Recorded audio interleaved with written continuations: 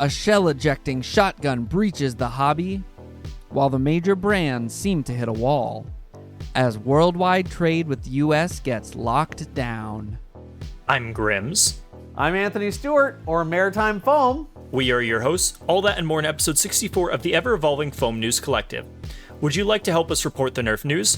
As the show and our personal roles in it continue to shift, there's never been a better time for you, dear viewer, to get involved. We're looking for more research contributions and more folks on the back-end production team, and even additional guest hosts for the show. We're particularly interested in hearing directly from more designers and event organizers directly.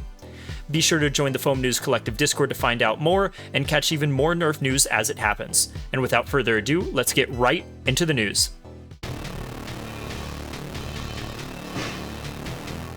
As of August 29, 2025, the United States is eliminating the de minimis exception for incoming international packages valued under $800, making such shipments susceptible to tariffs, taxes, and fees that they previously bypassed. While this has wide-reaching effects in the world economy, our hobby is most likely to be immediately impacted by more than 20 countries who have announced an immediate end to shipping to the United States, including Australia, Germany, and Singapore. Previously, the Trump administration has backed off at the last second or shortly after previously potential catastrophic trade change deadlines, but even if these changes are reversed, some countries could choose to stick to their guns and limit shipping to the United States indefinitely, creating a chilling effect on the availability of a wide variety of goods to the United States, blasters included. In some charming news, Dart Zone Blasters, a company more recently well known for its pro high FPS offerings, is showing they still know a big part of the hobby for many is being lighthearted and silly. Dart Zone has launched 6 new blaster charms: a T-Rex, unicorn, zombie, rainbow, skull, and an adorable sushi named Shrimply Adorable. The website also features a short bio for each charm, which is a cute touch. Made from rubbery soft material, these charms can attach to your blaster or almost anywhere via a Picatinny rail and a lobster clip. Charms retail for $9.99 US, and it's a bit less if you buy more. They are available at dartzoneblasters.com. Some old and some new is what we've got with Buzzbee.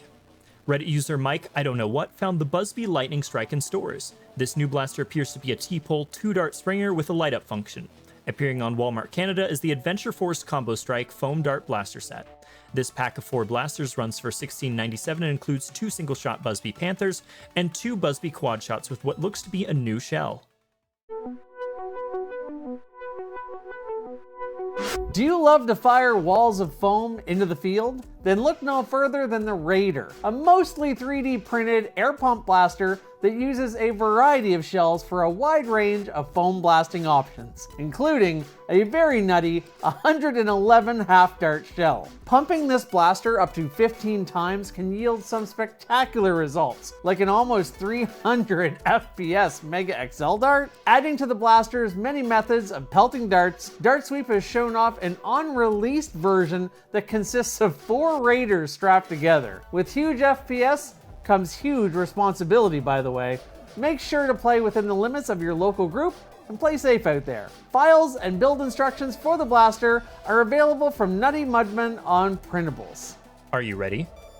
3, 2, 1, breach! Blasting its way in is Sillybutts' latest and highly anticipated public beta release, Breacher. Breacher is a tube-fed, shell-ejecting pump-action springer. It isn't just style Breacher brings to the party either. Running Silly's shell system and a smooth bearing prime, the blaster not only is smooth to use, but is versatile, able to fire most ammo types for whatever situation you need to blast through. Blaster files are set to release alongside the public beta on August 31st. Hardware and printed parts are available for pre-order on Silver Fox Industries, Out of Darts, Bears Wares, and Chaos Bunny Customs for the US, with Piggy Foam and Capital 3D carrying the Breacher for those overseas in Oceania and the Asian markets. For files, instructions, and more information, visit the Printables page in the description. Domochevsky of Genko Megaworks is at it again in his relentless quest to make macro changes to the X-Shot Micro. We've seen the X-Shot Micro become a shotgun, a lever action blaster, a bolt action blaster, a 12-dart cylinder revolver, and now 15 versions later, the new X-Shot Micro 2 Reshell 6 uses Talon magazines. By removing the air restrictor, this blaster has a slightly higher than stock Micro 2 performance, and by utilizing a clever loading method and dual action trigger, can empty a magazine in no time. The files for this blaster are available on Printables and will cost you around $6. Sillybutts has publicly released beta files for their HPA Blaster project via Roboman's Discord, as he no longer has time to continue to develop the project. The current design functions and runs a Cosmic Nomad HPA dump tank at its core. Dom's 3D print shop has released their add-on to the rival Knockout, a break-action silly shell conversion called Breakout. This modification fires an array of ammo types with shell-ejecting capabilities. 3D designer Poppy has released their Quickstring remix for the Protean. Coming in multiple lengths, this remix is compatible with all existing blasters that use the Protean mounting system. Chaos Bunny Customs has opened their new hobby shop. Currently, their store carries hardware and 3D prints for Breacher and the Super Drum 70. Tinkershot has released a series of new aluminum barrels. These 16x13mm barrels are a limited prototype run that feature a carbon composite exterior that is lighter than anodization, leading to an overall lighter barrel. 3D designer Max 1 has released their design, the Turbo 32 hand cannon. This blaster is a breech loading fully 3D printed pistol, only requiring a rubber band for operation. No additional hardware is required. General Strife found in Amazon United Arab Emirates link for the Loadout Phantomblitz Recon. This blaster is a recolor of the previously released N1 dart firing Shadow Speed Recon.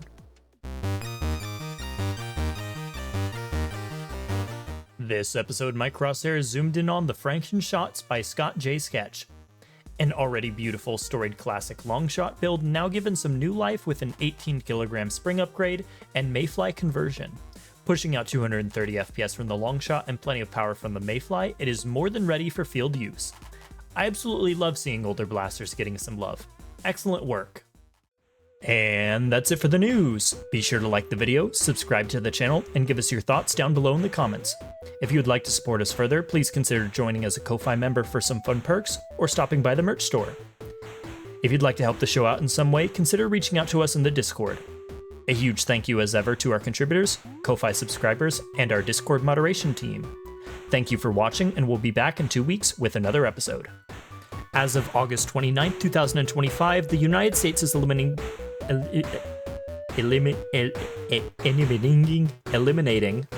If you'd like to support us further, please consider joining as a Ko-Fi member for some fun perks, or stopping by our...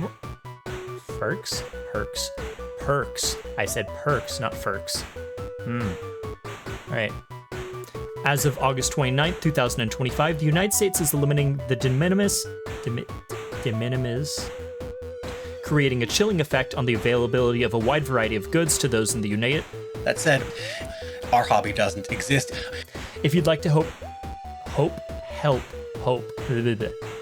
show. Sorry, cats. I have these little nests because of my houseplants, and I'm trying to get rid of them. And every now and again, they are flying around, and I get them with the vacuum. Yeah, take that, you stupid gnats. As making an ass of myself. Thank you for watching, and we'll be back. I've said this 1,000 times, so I'm fumbling out. And we'll be back in 2 weeks with another episode. All right, gotta start that over.